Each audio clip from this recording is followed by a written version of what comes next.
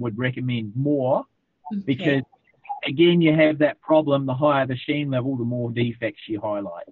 Oh, that's true. Well, see, sometimes the defects are the perfection. Because I True. love some of these, yeah, because I love some of these old houses. I did a house that was built in 1756 or 1765, something like that. And I went in there and I was like, no, no, no, no, don't make it perfect. I don't want it to look perfect. I want it to look perfectly imperfect. And so, Yep. yeah. Okay, let's see. Tracy, do you have any questions? I can't see my list. I have to like really look. So you want to ask me a couple questions? I'm going to check my list again, then I'll jump back in. I do, Doug. I'd love to. Doug, can you tell me what, if I'm a DIYer, if I am a person who, you know, doesn't have a lot of money, is going to have to do it myself, what you know, where should I start? What should I do as a matter of priority? Always have a look at the walls first. Just check over your walls, check for cracks and where the wall's been knocked, plaster chipped out on corners, etc. Patch them all up first, sand them smooth, don't over sand.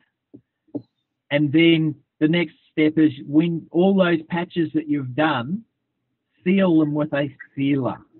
That's a common mistake made, is that people don't seal them with a sealer. They just use the wall colour that they're going to put on to seal the paint, and it doesn't look as good. It usually shows up more than if you use a proper sealer to seal the patches.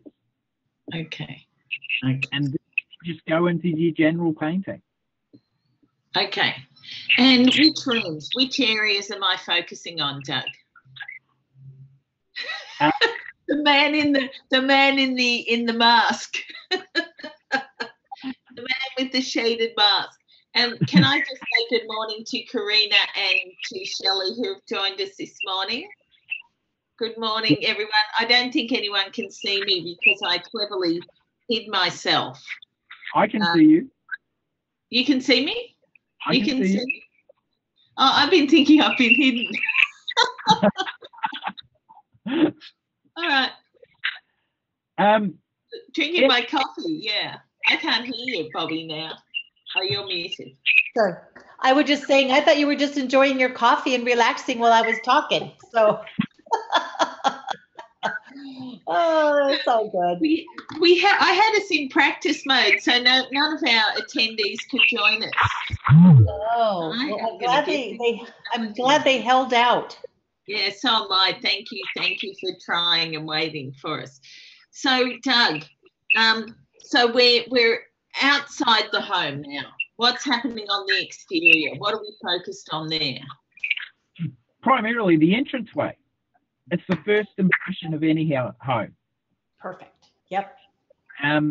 Most people, they think that you sit on the front door, but it's the whole front of the house. That's what people see.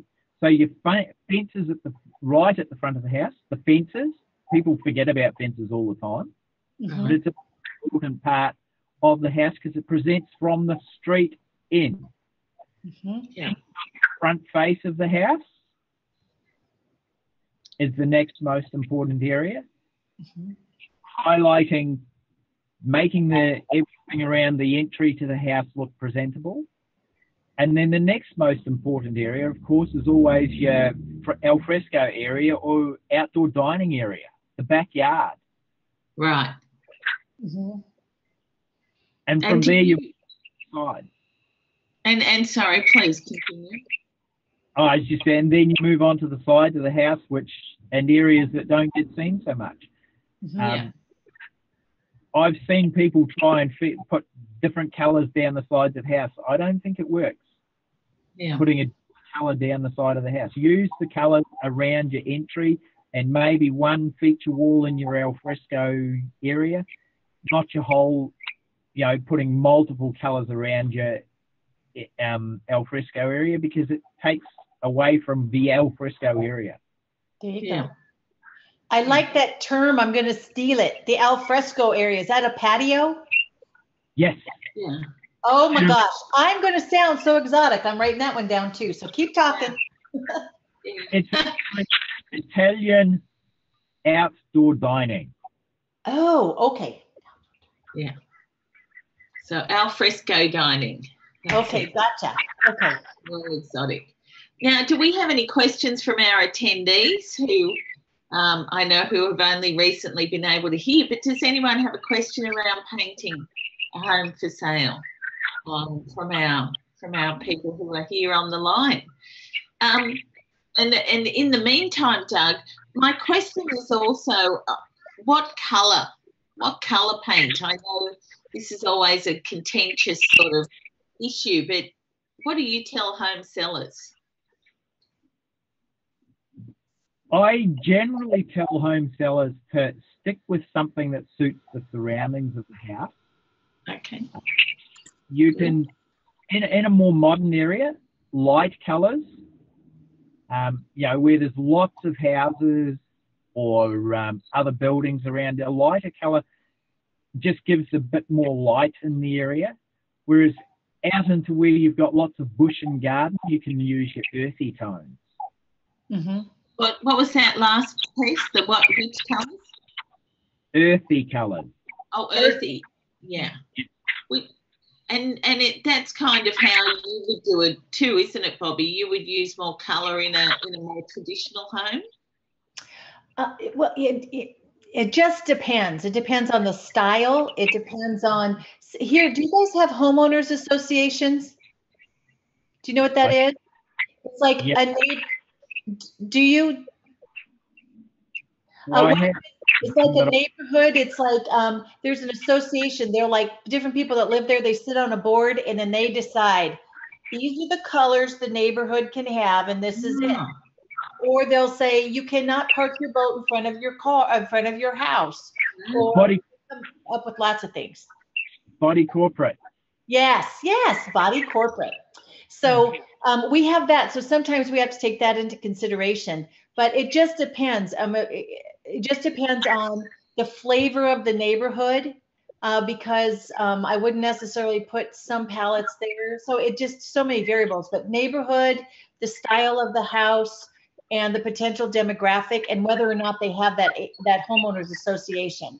So there are cities near here that when I work there, I know I have a free palette. It's whatever I decide.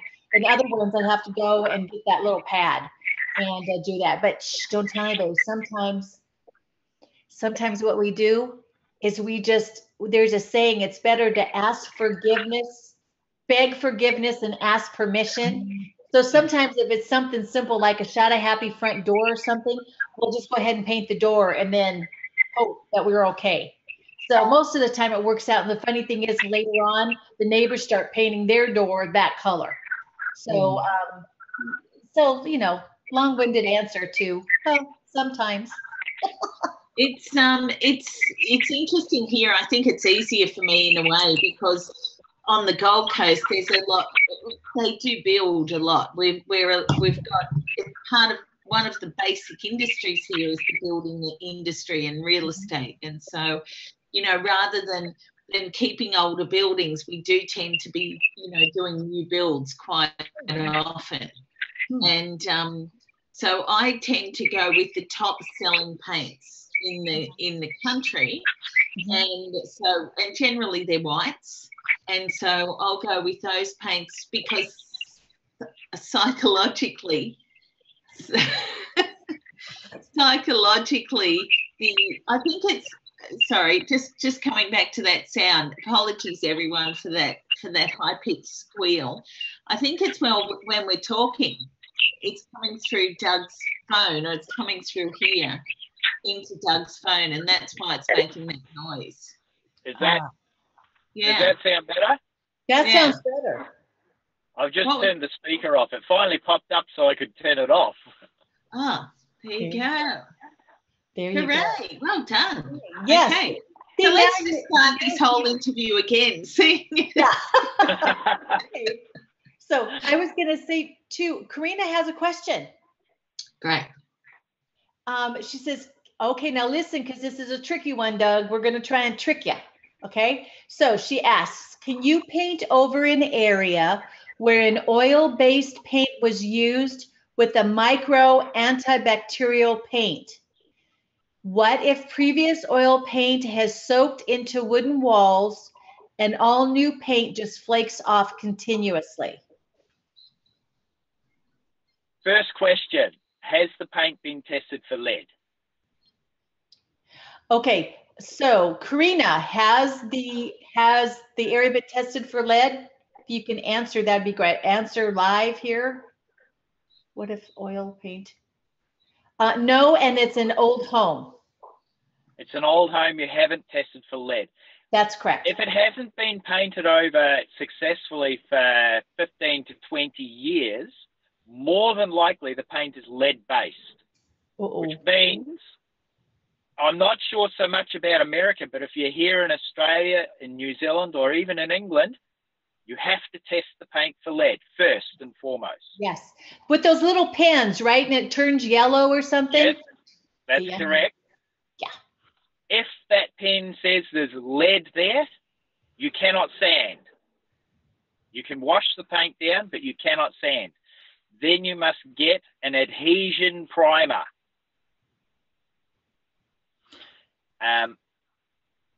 In Australia, we have primers like that are called 3-in-1, Taubman's 3-in-1, or Resine Quick Dry, or Dulux Precision Adhesion Primer. You put that on first, but don't paint over that, even though it dries reasonably quickly. Don't paint over it immediately. Leave it for a day or two. Then you can go and put your normal acrylic or latex in America top coats over that. So even though it's an oil paint under the base, that adhesion product will allow it to adhere if the underlying paint is oil. So it doesn't matter. That's good to know. So what is that product again called, that adhesion? Adhesion primer. Here in Australia, we use Taubman's 3-in-1, Resine Quick Dry, or Dulux Precision Adhesion Primer. Perfect. So good. And she says, thank you. So that's good. I have a feeling I know what room she's talking about. Karina, you and I need to meet afterwards. I'll be private messaging you afterwards. We got to talk about something. So I haven't forgot. I just haven't had time. So we'll get there. So edit that part out, Tracy. Sorry. No, that's all right. That's great. Karina just said, can we start again, because she missed so much to start. Let's do a recap. Let's do a quick recap. How about that? So Doug, we're selling our home, and we've got so let's start. We're 6 months now. What are we doing? What should we do in our home for sale? Freshen up the house, paint it. For the cost of between 1.5% and 2% the value of the house, you can make between 10 and 15% on the value of the house. Great. So they're really good numbers. So between 1.5% and 2% of the cost of the house, you can make between 10 and 15% on the house. And that's the same with staging too. So, you know, really, when we put the two together, that's a phenomenal, it's going to give people a phenomenal result. And absolutely. Matte, so are we going matte or low sheen on the walls? Matte, from the point of view that it's easier to touch up. Low sheen gives a more durable finish. So, and I should say flat matte or low sheen, shouldn't I? What about flat? I was going to say like flat. If you're speaking international. Flat, use your flat. Matte is better. Okay. But flat is, it's okay. So. And the benefits of flat, you were saying, Bobby, what are your thoughts on flat, and why do you recommend it? Well, I like flat because it's low sheen. It does not offer reflection enough to showcase the the imperfections in the walls. It also is easier to touch up. So especially if the house is on the market, you can do a quick touch up. And I personally like that velvet look against a semi-gloss trim. I think it makes the trim look more rich, and it allows the walls, I think, just to look yummy. I just love it. I just, it's like foundation for your face, right? Yeah. And Good analogy. yeah, it's a good analogy. And the benefits are obviously that it's easier to touch up. Is that correct, Doug? Are we saying that's right? That it's easier to touch up? It is easier to touch up a flat or a matte paint than a low sheen or a satin paint. Okay, right. But it's harder to clean. It is It'll leave harder a to mark clean. if you try and clean an area. Got it. So you asked me earlier, Bobby, whether I recommended whether it was low sheen or matte. Mm-hmm. And I tell people the benefits, but I actually suggest that they ask their painter, because the painter obviously works with paint. They've worked in their area for a long time. So I always suggest ask the painter, because then they will know the best paint for your home. So deferring to your trade, Doug, and making sure that, because obviously you are in homes a lot. Mm-hmm. Hey, I've got a question for you, Doug. It's a bit left field, but I hear about painters breathing in paint fumes and things like that. Are you all a little bit crazy? Like, is it like a Mad Hatter, back in the day?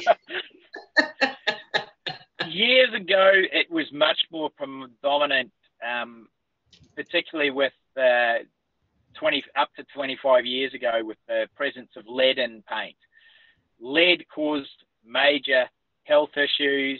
One of the main side effects, and this is used to be very common through the industry, was a lot of painters were alcoholics, and we drank purely because it made us feel better due to the lead poisoning we had. Wow. Is that your story and you're sticking to it? That's a fact. It's a proven fact. The toxins that used to be in paints compared with today, painters were, a lot of the times they had short tempers. Wow. They would easily irritated, and it was purely because their body was just full of toxins. Wow. Now with the lower VOC paints, for those who are out there who don't understand, VOC is volatile organic compounds. So the lower the toxicity, the less poisoning to us. We use it all the time. We get covered in it. Right. So the less poisons we're putting into our bodies, the better health we've got. Wow. And often painters used to drink to mask those symptoms. Interesting. Right. Don't you love, this is a little aside, but don't you love the stories that come out during some of these sessions? It's like things you didn't know. And it just really makes you think about it. Holy cow. That's interesting. That's a story I'll be sharing. Yeah. Mm-hmm. You will. It's the same with, with children in particular. Babies and furniture, they chew on painted surfaces. That's right. Yes. And there used to be, I don't know if it's totally proved, but I've heard stories that the lead levels in babies was cross-linked into SIDS. Oh. Wow. Wow. That's really interesting. So you are just a gold mine of scientific information, Doug, around your craft. And we have to be these days. Yeah, it's true. And tell us, Bobby, do you have environmentally, are there concerns in your area? I know that as Doug's saying, low VOC paints that are obviously more environmentally conscious. How is that, are people trending towards that as well? Oh, it's top drawer. In fact, my own personal house here, we even have a certification on the house if there's certain parameters that have been met during the construction and the electrical use in your windows and all those things. So very, very much aware. The whole VOC paint, for years and years, people have been aware, and it's become more and more popular. So people actually understand what you mean when you say low VOC paint. And yeah, but all those things are really, even when we redo wood floors, there's the whole idea of using different products that don't put off those same fumes. Carpet manufacturing, many different elements, definitely, because homes are becoming more and more sealed with the high energy windows and the good insulation, et cetera. And as a result, the houses are no longer breathing in and out like they used to. So now it becomes even more important to be aware of the off-gassing that occurs from all these different products, because it does affect people so much, but especially with children. So Doug, yeah, I've seen some of those reports where they talk about kids chewing on things, and it was heartbreaking because, you know, we didn't know any better. And so now that we know better, we do better. But yes, it's definitely, I think it's a wonderful use of science. I think that's fantastic. A lot of times I think some of the stuff they come up with is like, come on, be real. But this is definitely one of those a true concern. Yeah. Very much so. Mm-hmm. I know that over the years, when I first started painting, everything was lead-based. Acrylic paint or latex was only just new in the market back in the 80s. Right. And people resisted using it. It's true, I remember. And now they've got there's very few, for the general home, there's very few paints that are oil-based that people use. I myself hardly ever used an oil-based paint these days. Yeah, that's true. I mean, when really with all of the, improvements in the water-based paints and everything, why would someone use oil-based paint? Because doesn't it even yellow over time? Even some of the water-based paints still yellow. That's purely because they need UV light to stay white. But the water-based ones, definitely not like the oil-based ones. Oil-based, doesn't matter what the oil base is, it'll yellow. And usually I can make a paint yellow in 24 hours. Because you're magic. You've got a sealed room, like a walk-in robe with no light in it. You close the door, you come back the next day, on the inside of the door is starting to go yellow already. Wow. So how do you deal with that, Doug? How do I look at that? How do you deal with it? Can you stop? I don't like it. Or do you choose a different colour? Definitely putting a colour on is far better if you're going to use an oil-based colour, unless it's going to be in the light. But yeah, I just turn around to people and say, why use oil-based? I prefer to stick away from it. Right. So have we got a question over there? Is there a... Let's see. Oh, Karina just said thank you. Yeah, she just said thank you. But I had a question.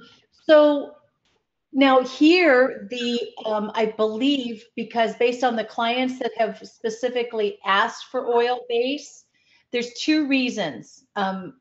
It's generally the trim is what we're talking about.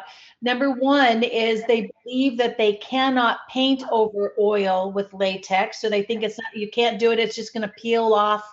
It's just going to peel off. Or number two, that it's better quality paint to use the oil-based paint. Those are those two fallacies, or is there some truth behind that? There is a sort of a truth to one of them. Okay. The fallacy one is you can paint over oil-based paint. I explained that before. You just have to know how to prep the surface properly. If it's a non-lead based paint, sand it, put the primer on, and then 2 coats of your water-based enamel over the top. No problems. Being more durable, the oil-based one, it dries harder. Okay. So it's more resistant to marks as a result. So yes, from that point of view, you will find that a water-based one will mark a little bit easier. Okay, Like, so you know, when you're using your vacuum and you vacuum around things, you'll leave a black mark on it. Or you rub a ring against it,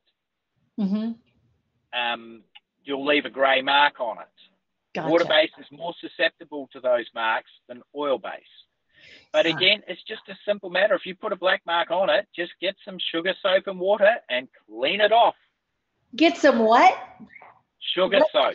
What's sugar soap? I got to write it down. What is sugar soap? Sugar soap is I believe it's actually an industrial cleaning agent, but it's a non-toxic industrial cleaning agent. Huh. I'll have to check it out. I got to learn to speak Australian here, so I keep writing down these terms. So that's a new one to my list, Doug. So sugar soap is kind of famous here for walls. You know, it's the go-to product. If you want to clean your walls, you use sugar soap. Oh my gosh, we'll have to see if we've got something like that here. So, you know, see? I'm sure they have. I'm sure they have something like that. A lot of these new cleaning products that they have out are made up of many different chemicals. And what people forget is when they clean walls, you spot clean, then you clean big. Yes, to get rid of that little reed.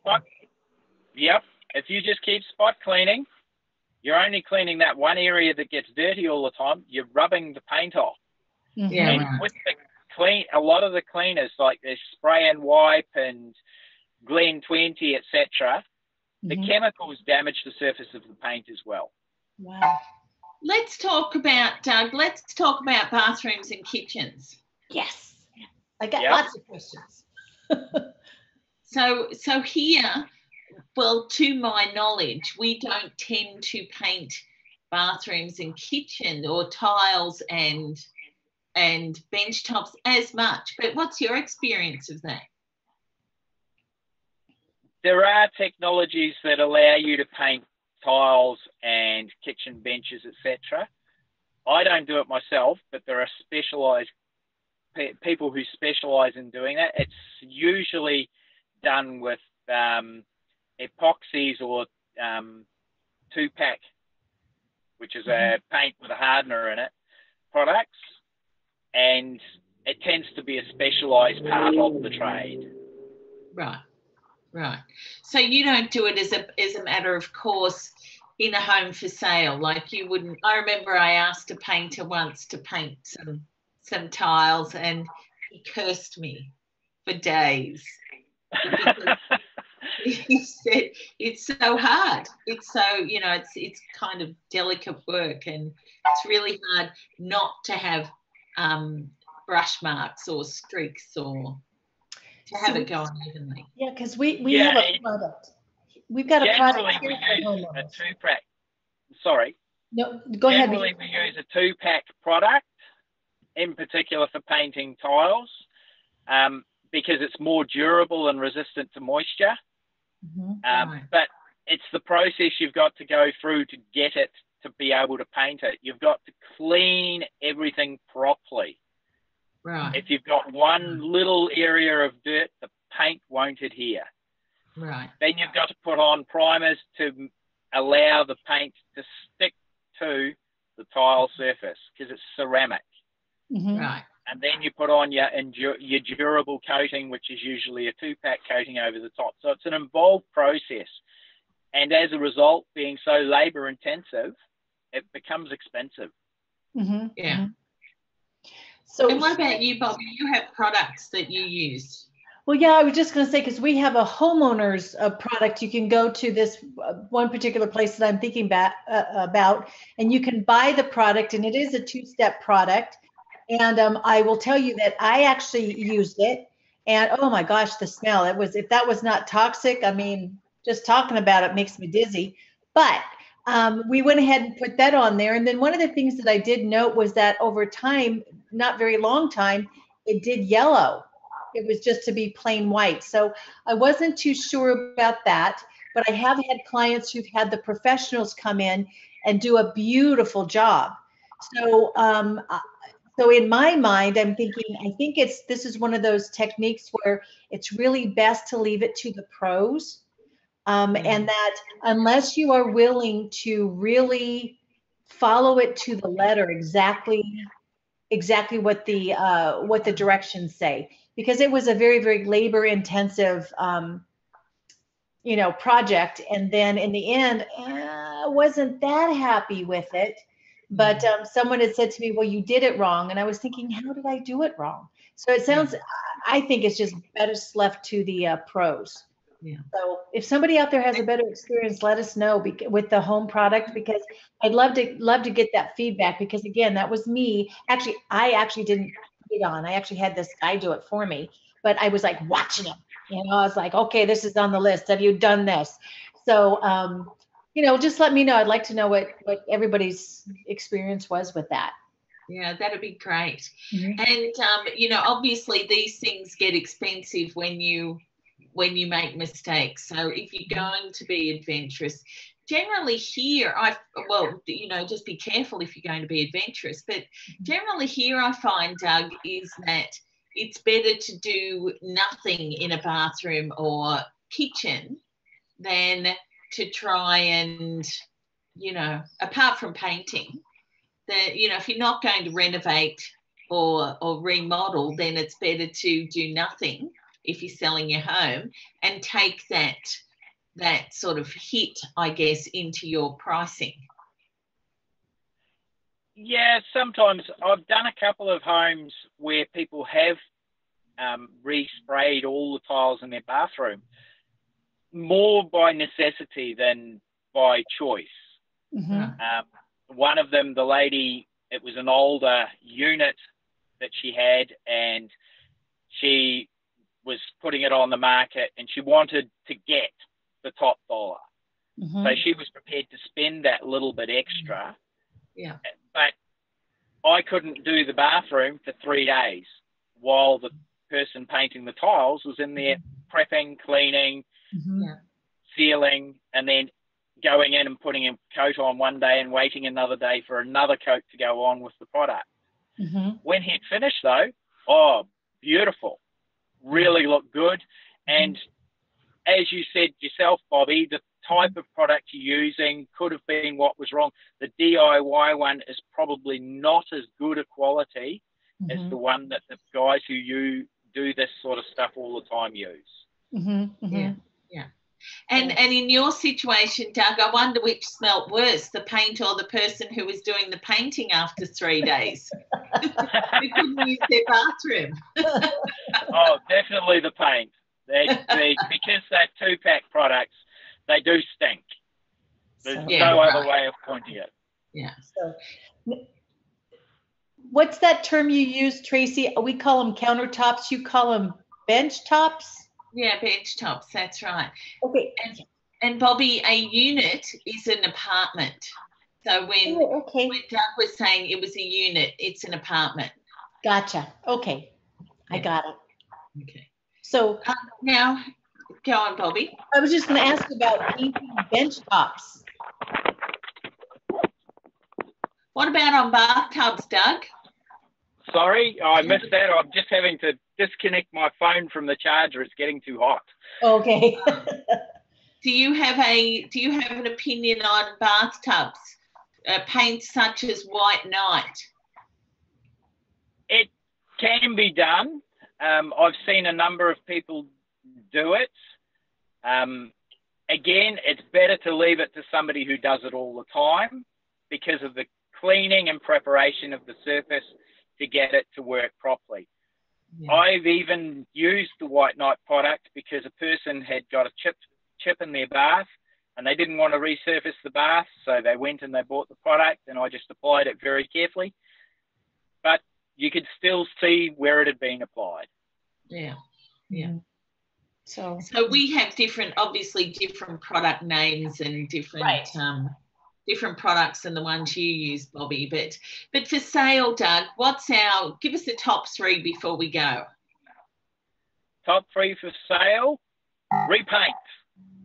Absolute must. Unless Number the house one. is a brand new house or very near new house that's within 3 years repainted, repaint, because you've got scuff marks on walls where you've been cleaning, etc. You want it to look nice. And if it doesn't look nice, it does lower the value of the property. Colour choice as well. Good point. Is another very high one. You put the wrong colour on, you're not going to get what you want. A neutral colour, light is more preferable. That allows the person to put colour in with their furnishings. And then home staging. We're going to have you back, Doug. We'll have you back. He's one of our favorite. Yeah, you're like our favorite. So this is good. You're scientific-y and this is good. Yeah, great wealth of knowledge, Doug. Thank you so much for joining us today. It's been amazing. You're welcome. And nice very welcome. Enjoyed it. That's great. Hopefully I'll get to meet you maybe when I'm out there, when I come out to Australia next year. The 8th I would love that. 2018. Yeah. So. All right, Doug. Thank you very much for joining us. Thank you, everyone else, for joining us. And I'm just going to stop the live